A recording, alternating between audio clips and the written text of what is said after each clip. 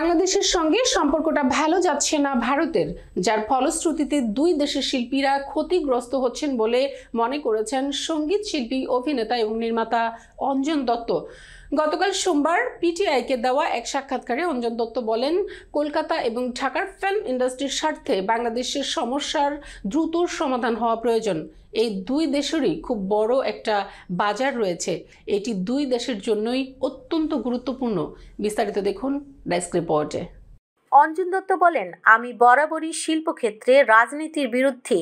রাজনীতি মানুষকে ভাগ করে, অথচ শিল্প মানুষকে একত্রিত করে। এ সময় তিনি আরও বলেন, বাংলাদেশে অনেক সংবেদনশীল মানুষ রয়েছে, তারা প্রত্যেকেই দারুণ সিনেমা নির্মাতা, থিয়েটার ব্যক্তিত্ব ও গায়ক। এত সমৃদ্ধ ঐতিহ্য এবং সংস্কৃতি শুধুমাত্র রাজনৈতিক কারণে বলি দেওয়া উচিত নয়। আমি চাই বর্তমান অচল অবস্থার দ্রুত সমাধান হোক। শিল্প এবং সংস্কৃতির ক্ষেত্রে আমাদের একটা বড় বাজার রয়েছে, সেটা দুই দেশের জন্য খুলে যাওয়া প্রয়োজন। এতে দুই পক্ষেরই উপকার হবে।